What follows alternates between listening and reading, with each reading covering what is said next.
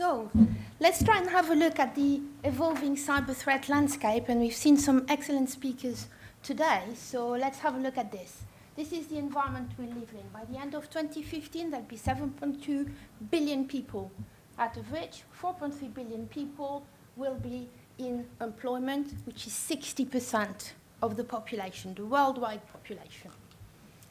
If we look at that, 1.3 billion people, or 30%, will routinely work remotely. And if we overlay that with some other statistic, 4.9 billion connected things. This is by the end of 2015. So having said that, what are we faced with? An evolving threat landscape, as I've just said. And really, you know the greatest danger facing us is ourselves, an irrational fear of the unknown, but there's no such thing as the unknown. Only things temporarily hidden, temporarily not understood. So let's try to understand them.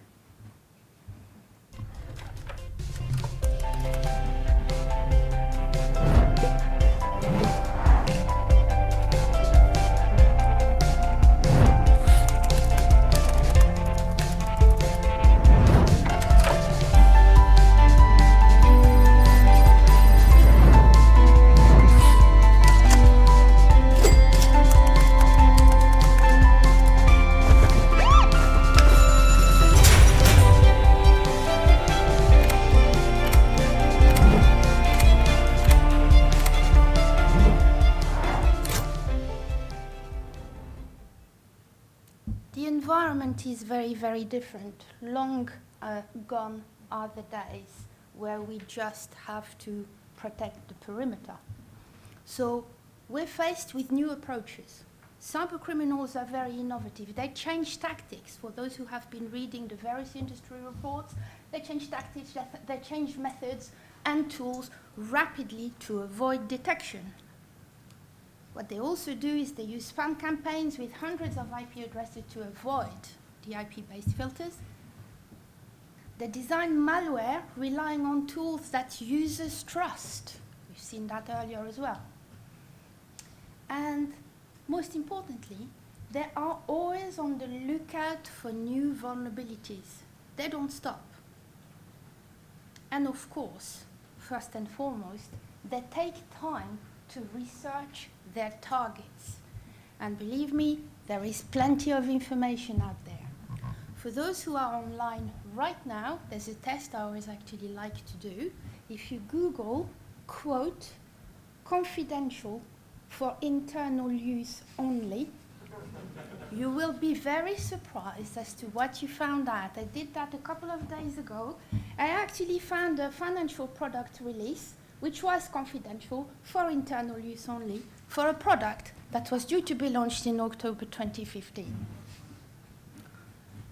So, attackers are becoming more sophisticated. They are shifting vectors quickly, morphing as defenders close or fix vulnerabilities. So in 2014, as Java became more secure, Silverlight attacks spiked 228%. Attackers used more phishing campaigns and became more sophisticated in their approach. Messaging was morphed to evade filters, increasing spam volume by 250%.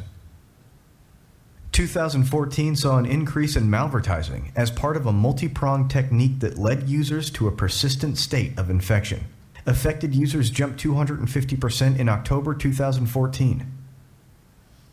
Not only are they becoming more sophisticated at morphing attacks, they've become experts in social engineering, making users complicit enablers through click fraud, adware, and outdated browsers. Attackers put all these efforts to work here, where they can exploit gaps between defender intent and action. So there is a very big disconnect in the industry. And I know we've all heard about patch all the things and lots of advice about that. But looking at this, certainly looking at the Cisco report as well as the Verizon DBI report, in 2014, only 1% of high urgency CVE alerts were actively exploited. So that's a conundrum. because that means organization must prioritize and patch that 1% of all vulnerabilities. So you have to find them and prioritize. 2014 had an all-time high of 24 discovered zero-day vulnerabilities, but even with all the technologies that are around, excellence in process is still what is lacking on the main within organizations and businesses. So there is this ongoing race going on between attackers and defenders, and you got a penalty point. Although the overall number continues to increase, the types of attacks fall into familiar categories. This year, our research found that 96% of all incidents could be described by just 9 patterns, with 90% attributed to only 4 that all map to human error or misuse. System vulnerabilities followed a similar trend, with the top 10 making up 97% of total compromises. Most of these were known vulnerabilities, where a remedy had been available for more than a year.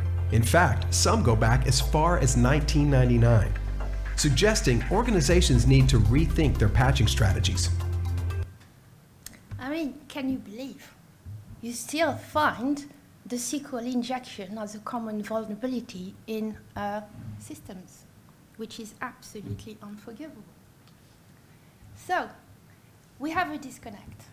And that disconnect is between the time it takes an attacker to attack and infiltrate and the time it takes for an organization to actually find out and remediate. So we call that the detection deficit. 60% of cases, attackers are able to compromise an organization within minutes. 75% of attacks spread from one victim to the other within 24 hours. That is a very important point. The reason why it's important is because when somebody gets hacked, other organizations should pay attention, not say, oh, poor them, because it could spread to them very rapidly. The top 5 0 days of 2014 were actively exploited by attackers for a combined nearly 10 months.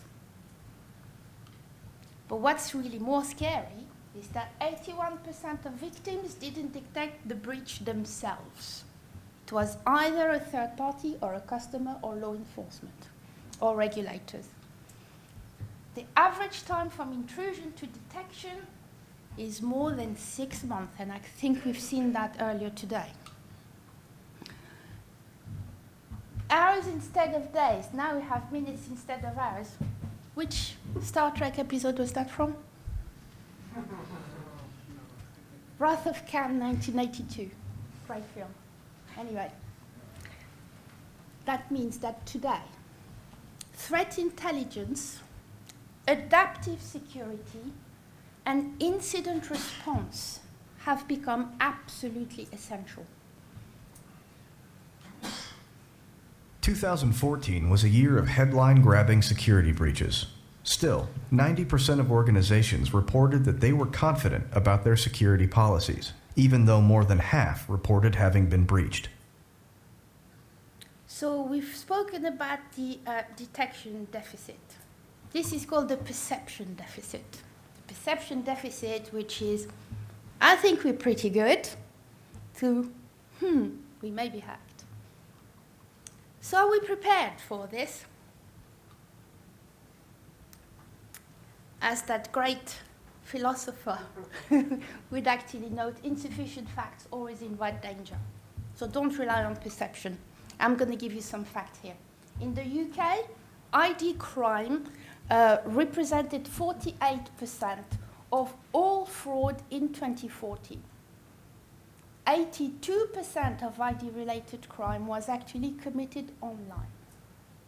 We live, after all, in a digital world. 23% of recipients open phishing emails and 11% click on attachments. 50% open emails and click on links within the first hour. But first and foremost, if you're so inclined as to devise and operate a phishing campaign of just 10 emails, you can almost slap the guaranteed sticker on it. So, yes, scary again, social engineering and phishing attacks and all those good things are actually extremely valuable. They are valuable because you can actually monetize them. A stolen gaming account is $10 to $15. 1,000 stolen email addresses, 50 cents to $10, depending on what you do with it, and so on and so forth. Why should you care? Well, no doubt some of you would have seen on Monday of this week a UK company, which is still unnamed, so I'm still trying to find out who they are, but that was in the Financial Times and various other publications, handed over £1 million to a fraud caller after being hit with the biggest single phone scam. What actually happened there is that they called and convinced whomever was the recipient of that call that they had their system had been compromised, conned them into handing over credentials. Then they were in the systems and were able to transfer money from various accounts, which amounted to £1 million. Now, the police is, of course, all over it, as well as Action Fraud and all those good people. But the point is, this is not all just about technology, because that could have been stopped. How can you make transfers of £1 million? That's because you haven't got the appropriate governance processes in place. So the technology may have failed, but that could have been caught. So in my opinion, unforgivable, they got what they deserved. So anyway, earlier on this month, for a breach that happened a bit earlier in the year, BitPay lost $1.8 million in a phishing attack. So this is very real. It hits the bottom line very, very clearly. So we operate in a new risk landscape. The digital risk landscape is quite scary. Passwords are still a problem. Everybody is trying to work and trying to find better solutions to the use of passwords and to find the ultimate identity management and authentication system. I believe this to be a tremendous area of growth for the coming years. So we all have multiple online personas within and outside the enterprise, and sometimes we interoperate, especially if we live in a smaller organization. So, and there we are. These are the breaches that happened in 2014. Identities exposed, average of identities exposed, so it's all about identities being exposed. Because after all, why spend time hacking into a system to actually infiltrate an environment illegally and all that pain that you have to go through to do that, where you can actually just steal credentials and access the systems completely legitimately? And of course, we've got the Internet of Things, and bring your own device, and bring your own whatever, bring your own wearable, and so on and so forth, and nobody is actually prepared for that. No, lots of growth in the IoT and wearables for the enterprise, not quite yet, but better be prepared, because that is definitely coming. Another first for our report was a study of the risks presented by mobile devices. With the rise of mobility and BYOD, we expected that mobile malware would be a significant threat to organizations. But our analysis proves that it's not, yet. And while the billions of connected devices, otherwise known as the Internet of Things, made the news a lot last year, attacks against it didn't.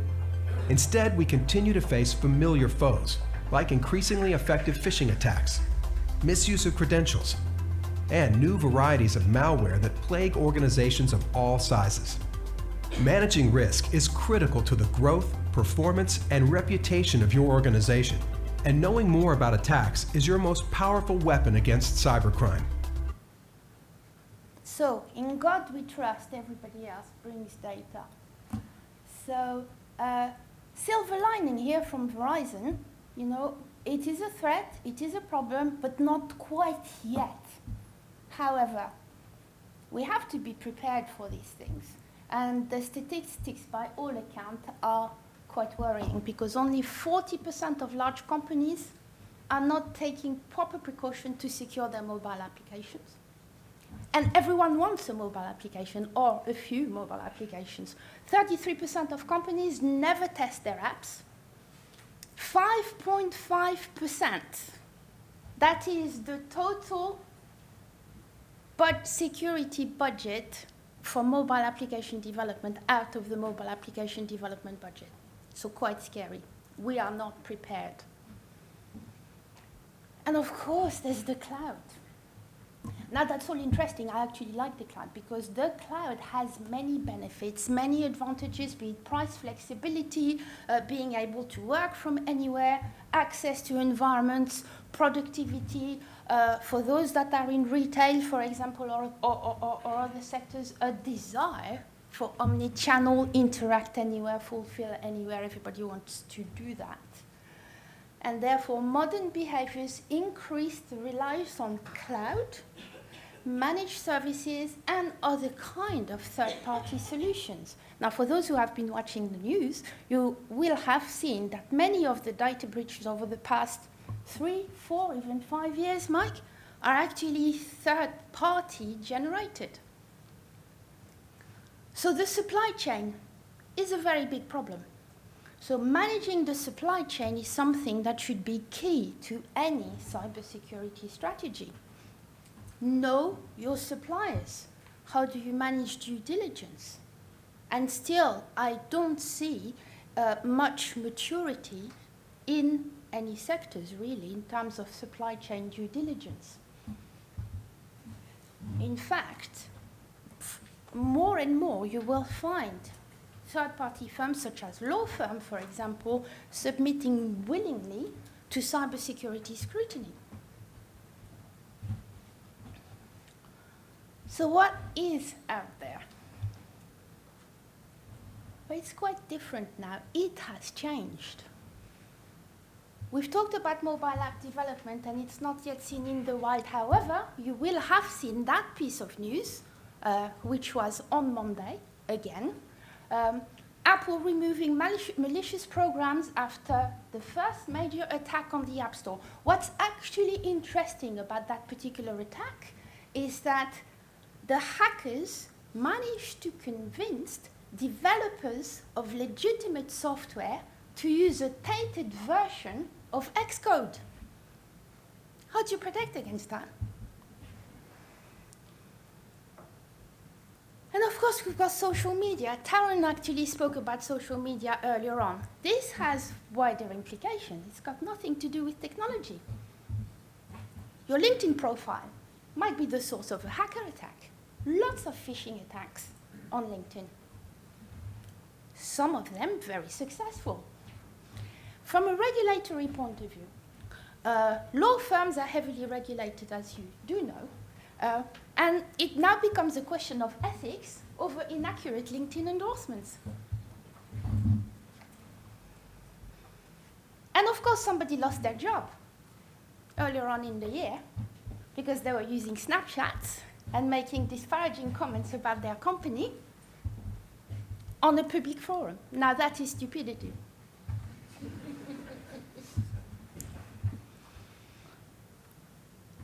This one is very scary and very worrying because cybercrime can actually affect economies. We started seeing that in way back.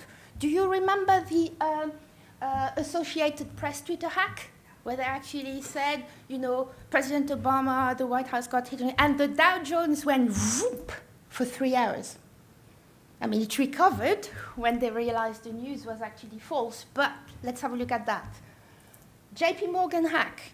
Attackers altered bank records. Regulators are now looking at this because hackers can actually manipulate financial markets, or could. But more recently, and this was in August, so not so far ago, hackers were charged after pocketing $100 million from stolen material. Now, what did they do? They actually appropriated press releases, which were not yet released, to be able to manipulate markets. Now, that is very worrying. And of course, we're all worried, and the pronouncement from America's intelligence chiefs, the next wave of cyber attacks won't steal data, they'll change it. And what's really interesting about that is when we talk about information security, we have the trinity of confidentiality, integrity, and availability. Now, we know what to do with confidentiality, or we should. We know what to do with availability and lots of technology around there. But as far as integrity is concerned, do we actually look at that above and beyond some file integrity monitoring? I don't know. I don't think so. Enterprise assets are no longer within the known perimeter because of what we just said. The perimeter has now completely fractured. And hyperconnectivity is, in itself, bringing a new set of risks. So there are two types of attacks. The opportunistic attacks, such as one NOG would perform, for example, targeting companies with weak security practices and obvious vulnerabilities. There's loads of those. So possible motives, it's just a low-hanging fruit, and they will stumble upon valuable information which they can actually monetize or sell.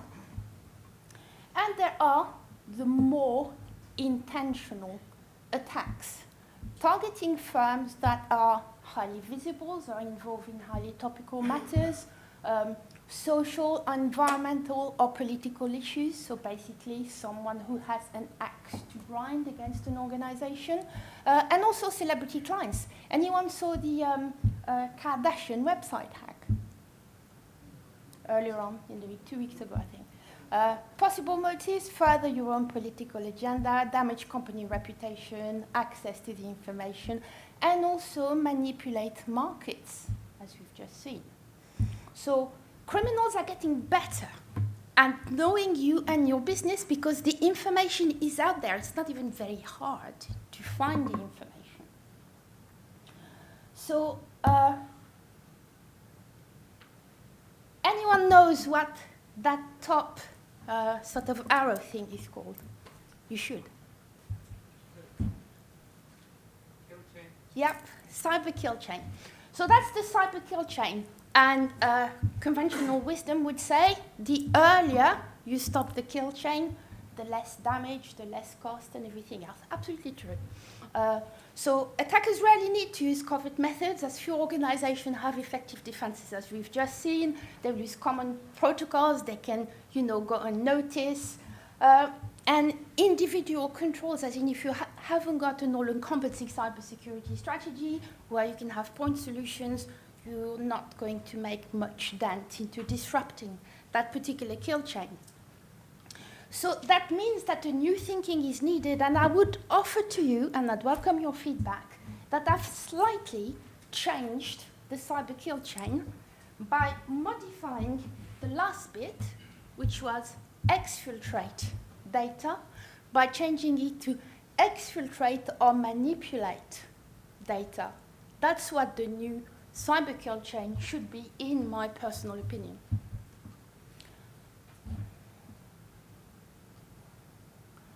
So the new landscape, what do we need to do? We obviously need new thinking. In the new digital world, we obviously need to make sure that we have adequate supply chain due diligence, that we have adequate identity and authentication management, that we look very carefully at insider threat management. And Tarun earlier on spoke about culture. And that's a very important point, because you can deal with the insider threat on domain exactly in the same way as you would deal with the external threat, with one difference. over and above what you would do for an external malicious actor, it is my belief that for the insider threat, you also need to look at the culture.